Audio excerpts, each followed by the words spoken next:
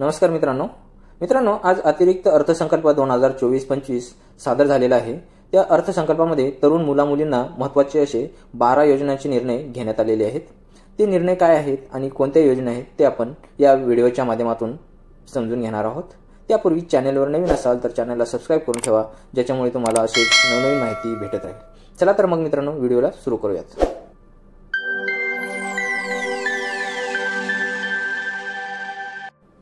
मित्रांनो, तुम्ही पाहू शकता युवा वर्गासाठी विविध योजना। त्याच्यामधील पहिली योजना आहे मुख्यमंत्री युवा कार्य प्रशिक्षण योजना। दरवर्षी 10 लाख तरुणांना प्रत्यक्ष कामावरील प्रशिक्षण देण्यासाठी मुख्यमंत्री युवा कार्य प्रशिक्षण योजना प्रति प्रशिक्षणार्थी दरमहा 10,000 रुपयापर्यंत विद्यावेतन दरवर्षी सुमारे 6,000 कोटी रुपये खर्च करण्यात येते। त्याच्यानंतर शासनाच्या योजनांची माहिती जनतेपर्यंत पोहोचविण्यासाठी दरवर्षी 50,000 युवकांना कार्य प्रशिक्षण देण्यात येणार आहे। त्याच्यानंतर जागतिक बँक सहाय्यित 2,307 कोटी रुपये किमतीचा मानवी विकासासाठी उपयोजित ज्ञान आणि कौशल्य विकास, 500 औद्योगिक प्रशिक्षण संस्थांची दर्जावाढ, मॉडेल ITI, जागतिक कौशल्य केंद्र, महाराष्ट्र राज्य कौशल्य विद्यापीठ आणि डेटा सेंटर अशा विविध स्थळांचे बळकटीकरण करण्याचं ठरवलेलं आहे। त्याच्यानंतर मुंबई, पुणे, नागपूर, अमरावती, यवतमाळ, कोल्हापूर, छत्रपती संभाजीनगर, कराड जिल्हा सातारा, अवसरी, खुर्द जिल्हा पुणे येथील तंत्र शिक्षण संस्थांमध्ये सेंटर ऑफ एक्सलन्स स्थापन करण्यास मान्यता मिळालेली आहे। त्याच्यानंतर पंडित दीनदयाळ उपाध्याय रोजगार मेळावा व नमो महारोजगार मेळाव्यातून सन 2023-24 मध्ये 95,478 उमेदवाराची नोकरीसाठी निवड करण्यात आलेली आहे। त्याच्यानंतर स्वामी विवेकानंद आंतरराष्ट्रीय कौशल्य विकास प्रबोधिनी मुंबईत गोवंडी येथे कार्यान्वित, ग्रामीण भागात 511 प्रमोद महाजन ग्रामीण कौशल्य विकास केंद्रे स्थापन, 15 ते 45 वयोगटातील 18,980 उमेदवारांना कौशल्य प्रशिक्षण देण्यात येणार आहे।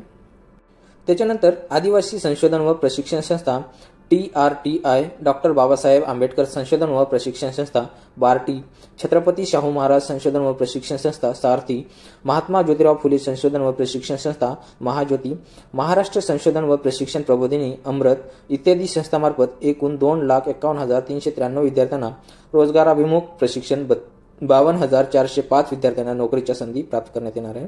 त्याच्यानंतर संशोधन व नव उपक्रम केंद्रासाठी विद्यापीठ व शासनाकडून प्रत्येकी 50,000 असा एकूण 100 कोटी रुपयांचा निधी मंजूर करण्यात आलेला आहे। त्याच्यानंतर शबरी आदिवासी वित्त व विकास महामंडळामार्फत स्वयंरोजगार अर्थसहाय्याच्या योजनेसाठी 100 कोटी रुपये निधीची तरतूद करण्यात आलेली आहे। त्यानंतर अल्पसंख्याक समुदायातील विद्यार्थ्यांसाठी देखील सन 2024-25 पासून विदेशी शिक्षणासाठी शिष्यवृत्ती योजना लागू करण्यात आलेली आहे। इतर मागास वर्ग, विमुक्त जाती व भटक्या जमाती आणि विशेष मागास प्रवर्गातील उच्च शिक्षण घेणाऱ्या विद्यार्थ्यांना ज्ञानज्योती सावित्रीबाई फुले आधार योजनेअंतर्गत दरवर्षी 38 ते 60,000 रुपयापर्यंत निवास भत्ता मिळणार आहे। त्याच्यानंतर गोपीनाथ मुंडे ऊसतोड कामगार विकास महामंडळामार्फत ऊसतोड कामगारांच्या मुलामुलींसाठी 82 शासकीय वसतिगृह स्थापन करण्यास मंजुरी मिळालेली आहे।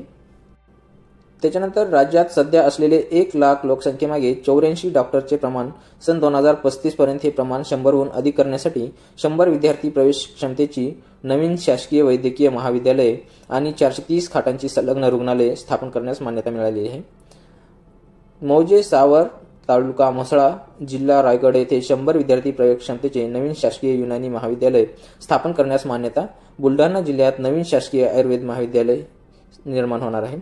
त्याच्यानंतर शासकीय वैद्यकीय महाविद्यालयातील कनिष्ठ व वरिष्ठ निवासी डॉक्टर यांच्या विद्यावेतनात तसेच मानसेवी अध्यापकांच्या मानधनात भरीव वाढ होणार आहे। त्याच्यानंतर थ्रस्ट सेक्टरमध्ये अंदाजे 1 लाख कोटी रुपयांची गुंतवणूक, 50,000 रोजगार निर्मिती होणार आहे। हरित हायड्रोजन 2,11,400 कोटी रुपयांची गुंतवणूक, 55,900 रोजगार निर्मिती होणार आहेत। महापे नवी मुंबई येथे 25 एकर जागेवर India gems and jewellery park नियोजित 2,000 सूक्ष्म लघु व मध्यम उद्योग घटकांचा समावेश, 50,000 कोटी रुपयांची गुंतवणूक, 1 लाख रोजगार निर्मिती होणार आहे। त्याच्यानंतर एकात्मिक व शाश्वत वस्त्रोद्योग धोरण 2023 ते 2028 5 वर्षात 25,000 कोटी रुपयांची भरीव गुंतवणूक, 5 लाख रोजगार निर्मिती होणार आहे। त्याच्यानंतरची योजना आहे खासगी गुंतवणूक वाढविण्यासाठी लघु वस्त्रोद्योग संकुले तसेच टेक्निकल टेक्सटाईल पार्क उभारण्यात येणार आहेत।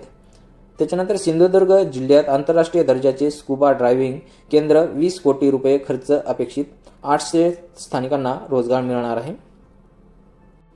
तर मित्रांनो, तरुण मुलामुलींना हे महत्त्वाचे 12 योजनांचे निर्णय घेण्यात आलेले होते। धन्यवाद मित्रांनो. जय हिंद, जय महाराष्ट्र.